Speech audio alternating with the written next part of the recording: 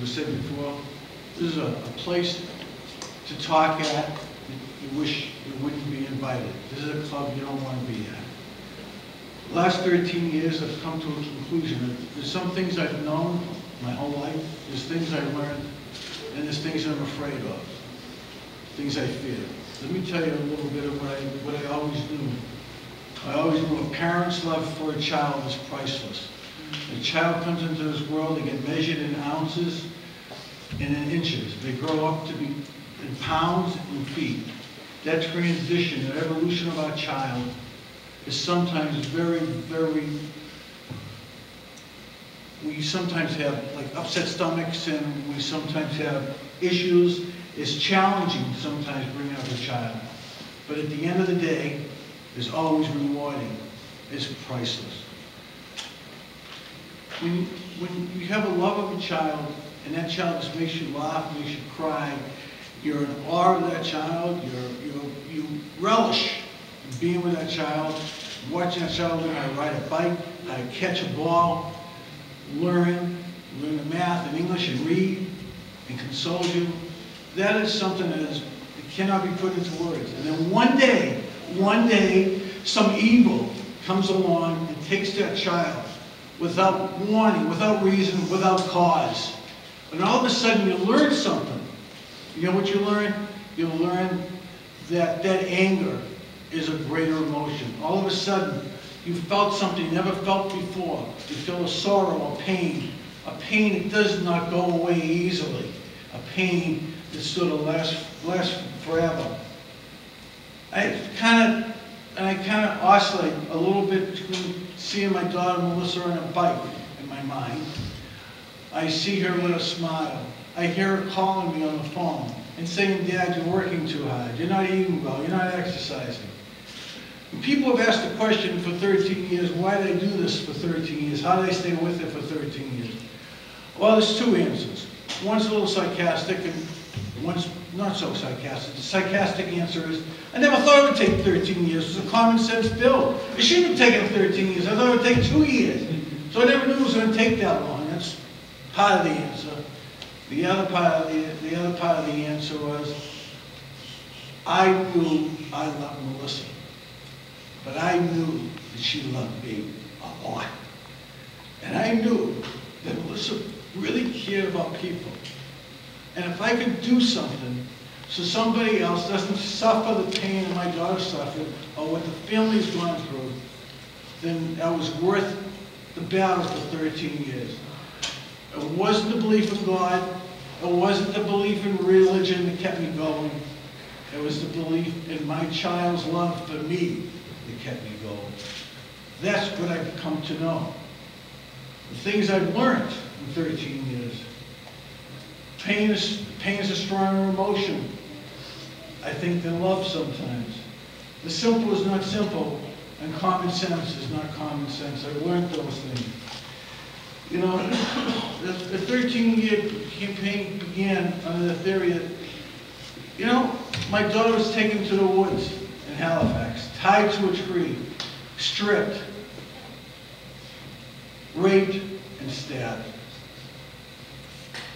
And what I think about when I'm alone at night, when I'm alone in the car, when I'm watching TV and my mind's wandering, I think about that time in the woods. What did she feel? What cries? What emotion? What tragedy? What was in her mind? And I wasn't there to help. And I say to myself, my God, what private Holocaust did she live through in those woods and that night in July of 1999? And I asked myself, why did it happen? The guy that did it had 27 convictions. Some of them misdemeanors, most of them felony. Why did it happen? And that question started a campaign about if we could do something, if the state of Massachusetts, if the state could do something so somebody else doesn't have to go through that. Somebody that has 27 convictions. Sinelli, the guy who killed the cop in Woburn, had 74 convictions, 3 life sentences. What is he doing out in the street? Why is that happening? All right? pain is what drove me. The anger is what drove me. And then this idea about common sense, or like, wow, you know, go to the Commonwealth of Mass, and not anybody in this room, mind you. This is over 13 years. So we're talking prior to the group that's in here. You know, I was told that, you know, I don't understand what we're here to do. We're here to rehab people. And I would say, well, you know, I think rehab is good. The question is, how many women have to get stabbed? How many people have to get murdered? How many children have to be abused? How many children have to be raped? And a name to rehab somebody. When the bill was finally getting close to being passed, I had this conversation with somebody in the State House. I won't mention any names, but it was a person who was substantially wondering about the bill. And I said, well, if you don't pass the bill, that's okay. Just do me one favor. One favor.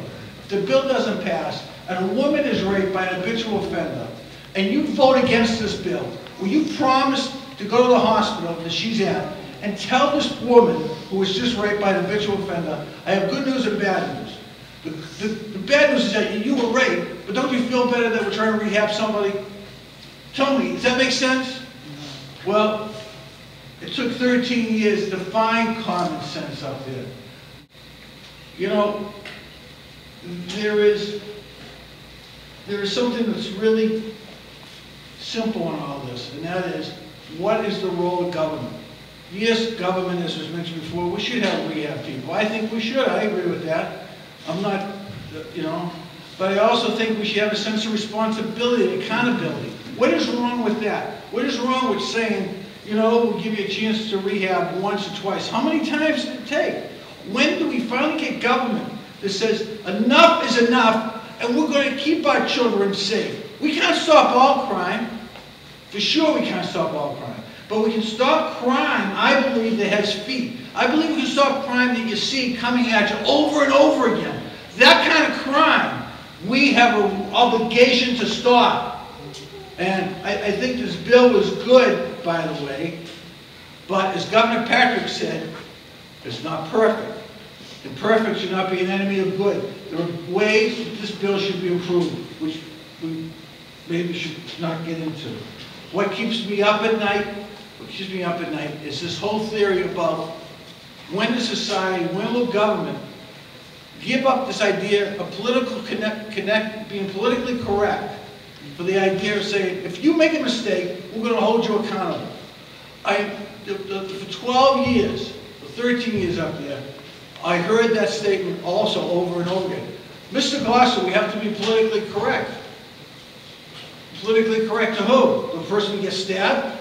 Where's the rights of the victim? Where is the rights of the person in the family who gets abused? Where is the rights of the family to stay up at night, lie in bed, crying on a pillow, thinking of their daughter being brutally stabbed and raped in the woods? Where's that right? Where do we hear that cry? That's all we're asking, is that it's about time that we stand up and be heard. Life, what keeps me up at night is life seems to be caught somewhere between celebration and we mourn. We go to a birthday party and then we go to a funeral. We go to the marathon and we're really happy to see somebody see the marathon, and then we see the bombings. We seem to be caught between those two cycles over and over again. And I think we have to understand that and be willing to stand up and try to do something so we're not caught between those two cycles as often as we have been. What keeps me up at night is that we have really good people in government. You heard them today. I just like to believe that we can have more of them and that voice gets stronger. And we the people, are the ones to become the most important. Let's protect our families, let's protect our children, let's protect the ones we love. Thank you.